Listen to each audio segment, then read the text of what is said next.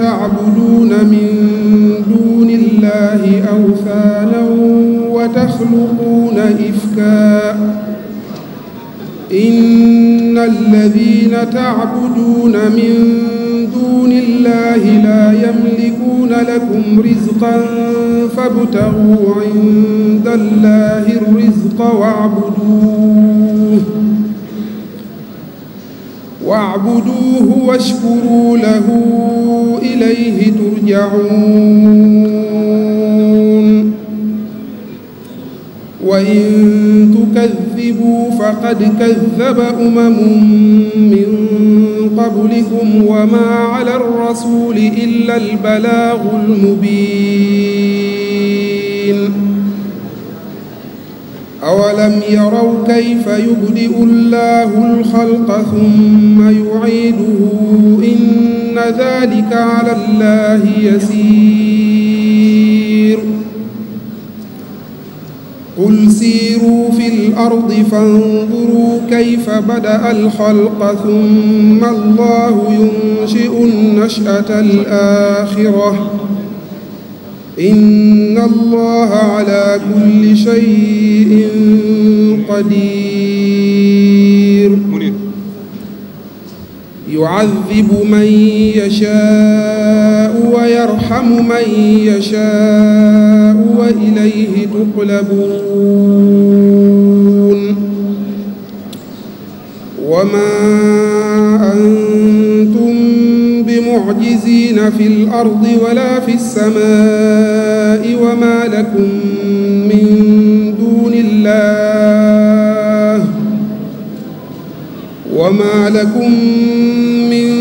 دون الله من ولي ولا نصير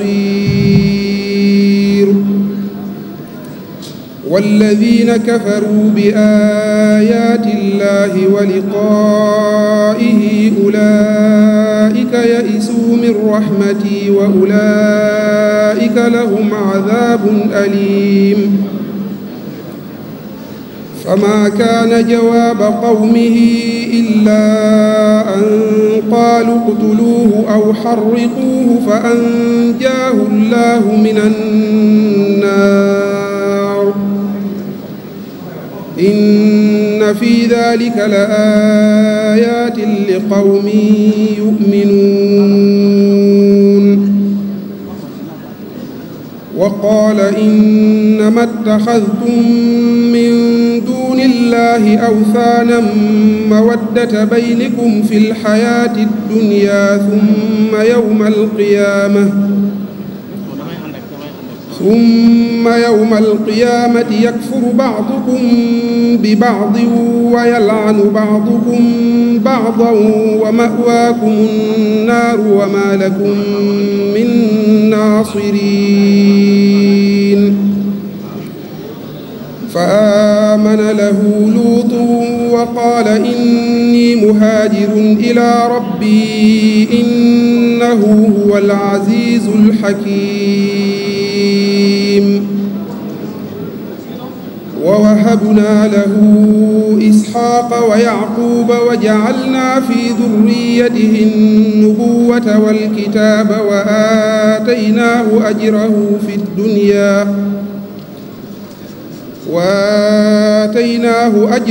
في الدنيا وإنه في الآخرة لمن الصالحين ولوطا إذ قال لقومه إنكم لتأتون الفاحشة ما سبقكم بها من أحد من العالمين أئنكم لتأتون الرجال وتقطعون السبيل وتأتون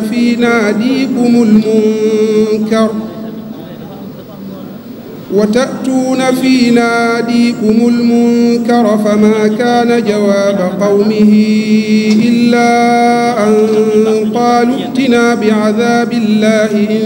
كنت من الصادقين قال رب انصرني على القوم المفسدين ولما جاءت رسلنا إبراهيم بالبشرى قالوا إنا مهلكو أهل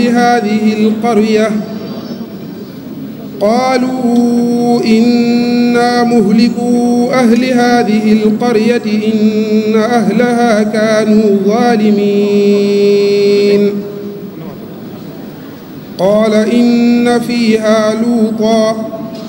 قالوا نحن أعلم بمن فيها لننجينه وأهله إلا امرأته كانت من الغابرين ولما أن جاءت رسلنا لوطا سيء بهم وضاق بهم ذرعا وقالوا لا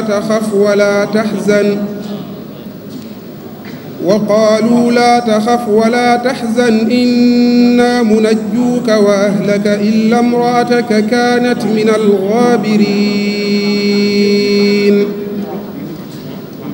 إنا منزلون على أهل هذه القرية رجزا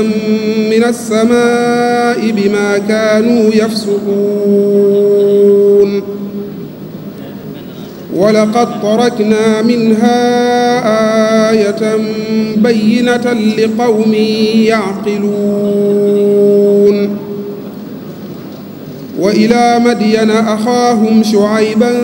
فقال يا قوم اعبدوا الله وارجوا اليوم الآخر ولا تعثوا في الأرض مفسدين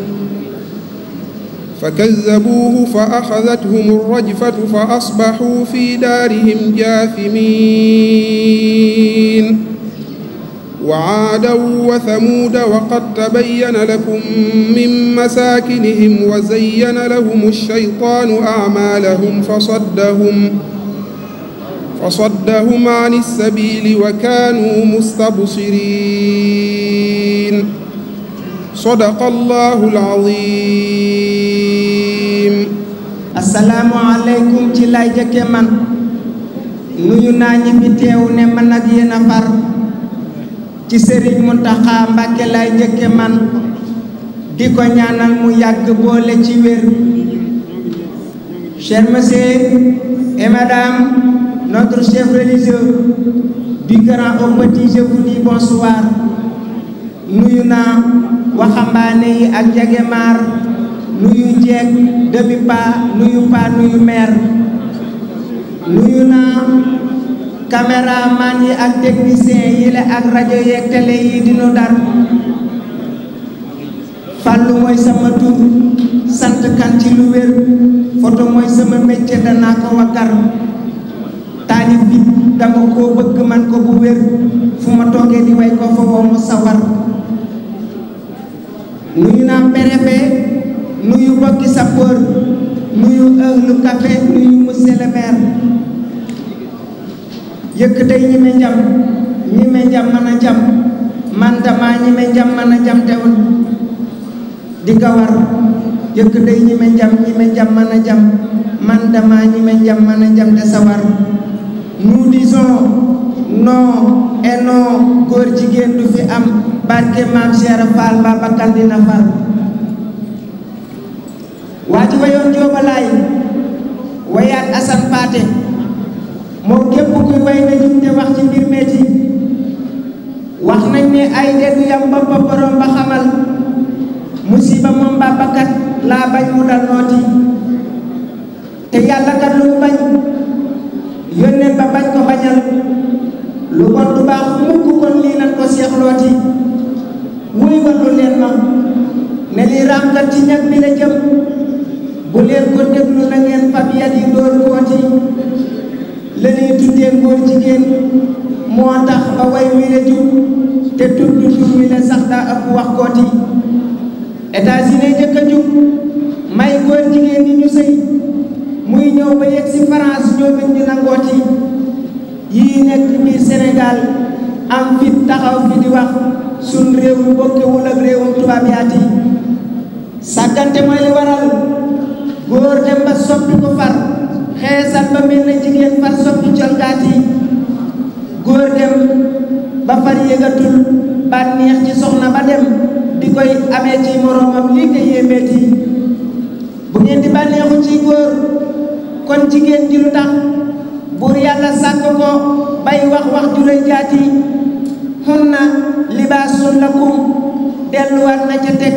antum libaasun lahunna rek doyoon naati buur yàlla def li mu def delloo ci wax li mu wax aw nit taxaw lànk bay soppeeti cëriyaati ne am na mbir mu xewoon boobee lu yàgg la kay mooy taarixu lootu lii ku jàng xam kooti lootu garaat ba mu am foofee garaat fa la yam ngir ab yonenti la woon bu yàlla yónneeti ay góor jigéen a waral waa réew ma alku bu wér malaaka walbati suuf ñoom ñépp faatooti lootul rëccëg ña jógam soxnaam sa des na ca ngir moo sooge lépp ku yer Qur'aanu gis kooti loolee amoon bu jugul mën naa amaat filekat nun ñépp nan takku kon mbir mii nu xeex kooti ku jiite fukk yu mat loo wax di def ko waxal nanu jaral sun bakkan yii kat mu des ceeti lii rekk a jar xëye Tàmba jëm Ndakaaru di dox ngir bañ li yàlla lu bon lii feeñ ci réew meeti ngir Obama ñëw na fii naa góor jigéen ñu lu ci xalaatu waa Sénégal ak fuñ ci tollooti kon Macky yóbbante baa ngoog nan ko wax Macron mu wax Joe Biden ne fii duñ fi baax leeti jeudi le chef de l'État son excellence refusé personne ne vous poussé pour accepter cette jootee lu ngeen nu teg nu ne waaw mii bii du jàll asal liñ bëgg mooy def kirim lay góor jigéen géeti kon nag il est temps que vous arrêtez les manipulations si ne léegi tey suñ xeex bi jolleeti man maa ngi nii di ko bañ saa baat ca kaw la ma wax ku dem ma dem ku demul man rek ma des jeeti kon sukuran jërëjëf lii ñëpp a war di ci wax yal na nu yàlla fegal wi lew musibaati asalaamaaleykum wa rahmatullah dogalam waaye itam ci ndigalu suñu kilifa di sëriñ Mouhamadou Mountakha yàlla fekk te ngir lan ngir yeete ak xamle ak sensibiliser askan wi ci li nga xam ne moo ñu tax a jóg ñu di ko xeex waaye itam ñu bëgg a yónnee message bu fort bu am doole ci autorité yi nga xam ne ñoo jiite réew mi ñu leen wax ñu autorité yooyu ne nañu dimbale seen bopp te dimbale ñu Xadamatul Xidma Serigne Abdoul Ahad Bousso waaye parti Teranga Sénégal buy docteur Abdoulaye Niane te si Mour Jaxate teewal ko ci ak Touba ca kanam te sëñ Xaadim Diouf teew fi ak délégation bu am solo boobu yi ñu ngi leen di dalal waaye di dalal bokk yëpp itam day wax ne itam mboolem kuréel yi nga xam ne itam ñoo ànd ak ñun collectif bi te ñu ay kuréel goo xam ne lu ëpp ñeenti at ñi ngi ak ñun kon ñi ngi leen bàyyi xel bu baax a baax a baax day wax ne itam kuréelu wilaaya nga xam ne maanaam suñu Seex Jóob Kellel mi ko jiite kenn la ci collectif ànd sàmm jikko yi waaye Serigne Moussa Diop Ndar moom itam teew na fi ak Serigne Xaadi Jaxate mi nga xam ne moom itam kilifa la ci dëkk bi di Serigne daara bokk ci njabootam mag ñi fi nekkoon doon koo xam ne lii mbirama discours bi itam discours ama mook si Moussa Diop kooku yaakaar ne képp ku leen miin surtout lu mel ne laïcité wala système éducatif bi nga xam ne moom la ñu occidentaux yi bëgg a imposé kuréel yëpp bu ñu fi teewee nag day baax ñu tudd ko ñu xam ne nit ñi gën a xam ne kuréel gi kon kuréel la koo xam ne daa sàmm ba pare di soog a sàmm bala ngaa sàmm da ngay sàmm ba pare soog a sàmm kon loolu day niroog la si Mbaye Jaxate waxee ne biir ak pëy ak loxo làmmiñ tànk nopp ki gët yi rekke di teg jur dee ci farlu bu wér kon loolu day dugg ci loolu ñoom dañoo sàmm ba pare soog a sàmm waaye may présenté itam ci biir loolu yi kuréel yi nga xam ne itam naka jekk ñun ak ànd sàmm jikko yi ñoo bokk xeex bi ñu bokk ci biir département bu Mbacké te ma mën cee tudd Safinatul Amaan di wax ne Serigne Mourlo Ngab moo fa waroon teew waaye Serigne Mourlo Mbaye teewal na ko fi loolu it day mat di bàyyi xel ak collectif mouvement des jeunes intellectuels murid bi nga xam ne ñoom itam ñu ci biir Serigne Abdoul Ahad Sylla teewal leen fi ak Serigne Omar Fall Serigne Omar Baye Fall moom itam jiite mouvement bu am solo muy regroupement des confréries organisation religieuse de Sénégal rabitatul madaris qur'aniya waxoon naa ko léegi sëñ Xadi Jaxate teel naa ñëw moom itam mi ngi ci biir ànd ak sëñ Moussa Diop Ndar waaye soxna Maam Isa Mbàkke ahlu café nga xam ne depuis booba ba léegi mi ngi ànd ñun liggéey bi lu jiitu koor ga ba ci koor gi sax jataay bi amoon ak moom ci kër Sëñ Tuubaa ji bu fekk nañ ko teel naa ñëw ànd ak njabootam tey añ bi ñu xéwale sax moo ko togg ak café geeg yëpp kooku day wane ne kon moom itam lii ñu def liggéeyam waaye itam di wax ne sëriñ Moussa Diarra Xaadima Xadim moom itam naka jàkk ànd ak ñun liggéey bi day iral Safinatoul Amaan sëriñ Mourlo Gàbbu sëriñ kii teewal leen fi sëñ Mourine Mbaye bu ko defee sëriñ Abo Bintu itam dikki defee ànd ak ñun liggéey bi depuis démb ak bëgg démb yëpp waxtu jot mi ngi ci ñun di woote ak di nemmeeku waxoon naa ko léegi Touba ca kanam sëñ Abdoul Ahad Abib ak sëñ Abib Mbacke moom sama Fadal ak Soxna Asu Mbacke moom sëñ Abdoulaye borom dër bi daayira Rawdu Rayaahin sëñ Ahmadou Badi Mbacke di ko jaajëfal ñëw it ñi ngi ci jotaay bi ak daayiratu wilaya tuddoon naa ko section Touba sëñ Diop Kellal jiitu ko Ahibbaul Khadim Baye Serigne Diop Moxta jiitu ko tuddoon naa daayira Xidmatul Khadim bu bi saytu jumaa ji seen ndaw teew na fi ak daayira Xidmatul Khadim bi nekk Mbacke Bawal te ñoom suñu bay noonu jiitu ko ak si Abdoul Khadir fédération borom sere bi su Ousmane Sall moom la jiitu ko ak mouvement dooleel suñu bopp Serigne Misbah Al Mounir si la jiitu ko ak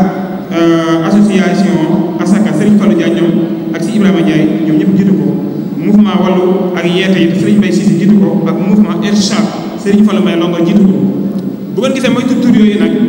ñooñu dañ kuréel yoo xam ne dañoo am solo ci département bi di ci liggéey yu am solo ànd ak ñun liggéey bi ba pare kuréel gi nag du kuréel goo xam ne kon day wane ne ñii ñu ma tudd ñëpp ku ci nekk da ngaa bëri woon ci sa ruq di liggéeyee yàlla ci jaami yàlla yi mooy nooy def ba sàmm jikko yi ak yar nit ñi ak jàngale ak teg leen ci yoonu siraatal mustaqiim ñun ñëpp nag boole suñu doole boole suñu xel ak suñu xalaat tudd ànd sàmm jikko yi ñu taxaw nag ngir jàmmaaram noonu seetaan yi nga xam ne tudd naa ko léegi bëri bu tedd bi Sëriñ Ahmad Bamba radiyallaahu anhu wa ardaahu fit woo mu nee woon ba tax musa yaras musa dellu ginnaaw mësu leen a da daan waxtaane ñun julli ñu bëri prisonniers seytaane la yoo xam ne seytaan di leen jàpp téye ba mujj ñoom dañoo jàpp ne sax ñoom ñooy kilifa yi te fekkee bu ñu xamoon suñu bopp du ñan naaw la kon ñun xeex bii ñu yëkkati da ngay dégg koo xam danaan la sax ñu jàmmooloon mënee su da xeex ak ñoom waaye jàpp naa ne képp koo xam ne yaa ngi dundal kàddu gu yàlla gi nga jàpp ne yaa ngi sant sa bopp ci Hizbullah war ngaa góorgóorlu nga xam ne yow yaa am dëgg te yow la yàlla faral nga bàyyi xel lu mel ne bu ko defee yi dañu bàyyi xel ne xisbu seytaane pexe yi ñu am li muy nuru lu jag lépp suuf la jëm kàddu yooyu ci tëgg moo tax ma ne naa ko yëkkati ngir gën a bàyyi xel mbokk yi fi teew képp koo xam ne adhéré woon ci culture ànd sàmm jikko yi ñu ngi lay tàllal suñu loxo am na yéen mbooloo ñu fi nekk ñoo xam ne ñu ngi yor pétition yi bëgg ñëpp ku signé wutoon nga signé ko ngir ñu gën a am majorité boo xam ne dañuy dimbalee suñu gouvernement bi ñoo xam ne sénégalais annuité te ñoom xamoon nañ ko waaye ñu am awalay ci bu ñu demee ci waa occidentaux yi nga xam ne dañ leen a poñe ngir bëgg leen a forcé weñ seen loxo daga naa mbirum góor jigéen ñoo xam ne lii du fa am bu ko defee kon loolu mooy kàddu yi njëkk ñi sàmmante yi ak barab bi nga xam ne li tax ñu defee ko nii ñoo xam ne Touba day dëkk bu spécial te li ñuy def ndigalu Cheikh Mamadou Mountakha Bachir lañ ci am ak ndigalu kilifa yépp ñu bàyyi xel ne barab bi kon li tax ñu def ko mooy dañuy fokk ak waxtaane ko tàcc yi ak saro xole yi kilifa yi bu ñu leen bàyyi xel déglu leen kàddu bi ñuy wax bu ko waa kaw bi déggee dinañ xam ne waa Touba moom jàllale nañ message bu responsable boo xam ne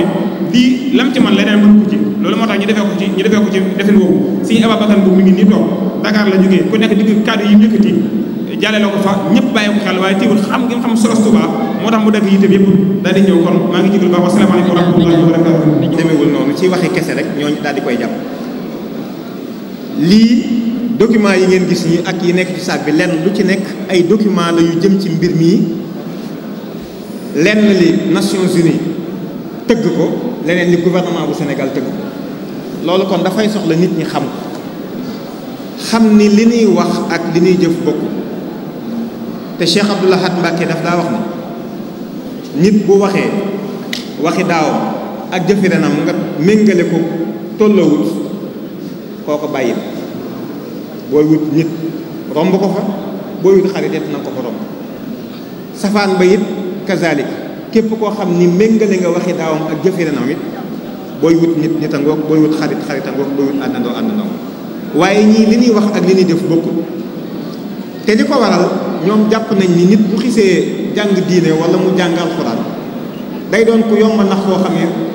boo ñëwee lakk ko ñaari baat rek mën ngaa daal di jaar ci kawam jàll te sëñ Cheikh li nga doon leeral léegi am na yu bari yoo ci wax yu suñu kilifa yi taxawoon ba noppi ñu nasaxal ko kon damay jiital xëñ na benn extrait rek ci discours bi ci français ngir xëñ na presse bi jël ko su ko defee li may leeral ci wolof it ma def ko ci wolof ndax fii koo ne fi dama ni mu ni la Chers compatriotes, merci d'avoir répondu si massivement à notre appel. Comme vous le savez déjà, nous sommes réunis ici aujourd'hui par la grâce d'Allah subhanahu wa ta'ala pour lancer un message clair aux autorités politiques de notre pays. S'il vous plaît, messieurs et mesdames du gouvernement, arrêtez le déroulement de l'agenda pour la non-discrimination basée sur l'orientation sexuelle et l'identité de genre au Sénégal. Vous semblez oublier qu'ici, nous sommes au Sénégal, un pays de croyants, façonné depuis des siècles par l'esprit religieux, qu'il soit de tradition musulmane ou chrétienne. Un pays attaché aux valeurs et nobles vertus, enseigné et défendu par tous les prophètes, d'Adam à Muhammad, sallallahu alayhi wa sallam, le sceau des envoyés, que le salut d'Allah soit sur eux. Des valeurs et nobles vertus que des hommes pétris de spiritualité et d'humanisme qui ont tout fait, parfois jusqu'au sacrifice de leur vie, pour les préserver au bénéfice du peuple. Je veux citer sans ordre de préséance Cheikh Omar Al-Foutiyou Tall, l'Imamullahi, Cheikh Sidi Alhaji Malick Sy, Khadimou Rasulullahi, Cheikh Abdullahi Niass, Cheikh Bou Kounta Ndiassane, Serigne Thiénaba et tant d'autres.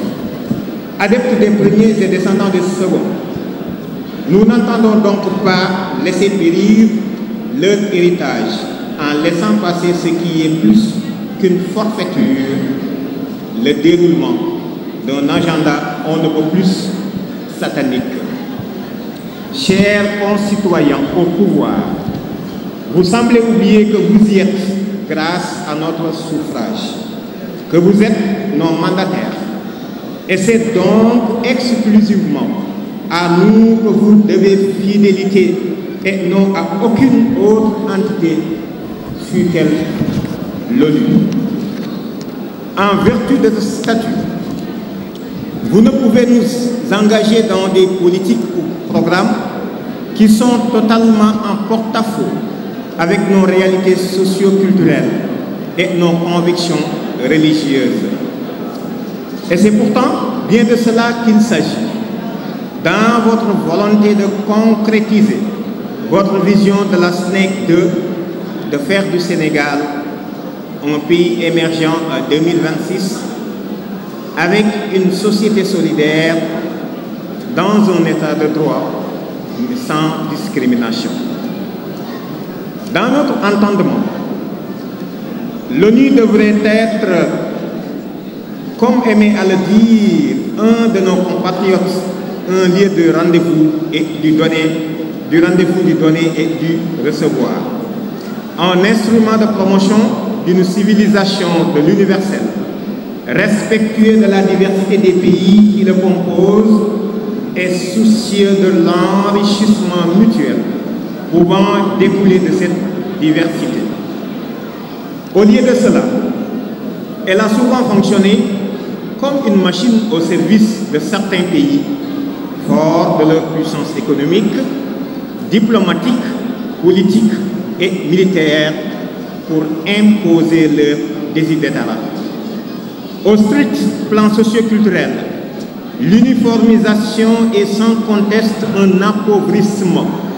Mais quand elle charrie contre valeurs et pratiques d'essence animale, elle devient agression et volonté d'avilisme. Pour nous, l'homosexualité, la confusion des genres et toutes les variantes subsumées dans le vocable LGBTQI+, sont des abominations qu'il est exclu d'acclimater dans notre pays. Nous avons jusqu'ici subi la mort dans l'âme, la promotion de pratiques aux antipodes de nos convictions religieuses, la prostitution, les jeux d'hasard, etc. Mais avec la question de l'homosexualité, notre réserve de patience est complètement épuisée. Contre la volonté de la légaliser, nous allons opposer celle de la criminaliser. Nous sommes conscients des enjeux de la question, du caractère stratégique qu'elle revêt pour ses tenants, de l'opiniâtreté de ces derniers quand il s'agit de réaliser les programmes concoctés dans les loges et les états-majors du mondialisme ambiant. Mais nous saurons faire face. Nous avons toute la détermination possible et souhaitable pour investir tous les fronts de lutte culturelle, politique, économique, sociale et religieuse. Nous avons pour cela la force sociale et politique qu'il faut, puisque c'est quasiment l'ensemble du peuple sénégalais qui refuse toute perspective de légaliser l'homosexualité. Comme en atteste le nom, la qualité et le statut des signataires de la pétition y afférente. Nous avons avec nous l'ensemble des porteurs de symboles de ce pays, chefs religieux de toutes les chapelles, chefs traditionnels et une forte majorité d'organisations de la société civile. Nous avons encore en mémoire les tractations sordides des années 60 qui ont abouti à l'imposition du code de la famille de 1972 malgré le rejet quasi unanime des chefs religieux musulmans par le biais du Conseil supérieur islamique. Nous avons encore en mémoire le mépris affiché par la plus haute autorité de l'État à l'égard du code musulman de statut personnel suite au travail sérieux et responsable du SURCOF. Nous avons tiré les leçons de ces ratés du passé et avons travaillé depuis lors aux voies et moyens pour que des causes aussi fondamentales que celles du respect de nos valeurs culturelles et religieuses et de nos intérêts stratégiques de société ne soient plus bafouées. Aujourd'hui, nous exigeons des autorités politiques du Sénégal qu'elles respectent la volonté du peuple sénégalais. 1. Qu'elles abandonnent cet agenda immoral et dangereux en train d'être pernicieusement exécuté dans des secteurs essentiels et aussi sensibles que sont l'éducation, la santé, la culture, l'économie, etc. 2. Qu'elle adopte d'urgence une loi criminalisant l'homosexualité. Que tout le monde se le tienne pour dit. Sur ces deux exigences, nous ne transigerons jamais. Nous ne reculerons jamais. Wassalatu wassalamu ala asrafil anbiya wal mursalin.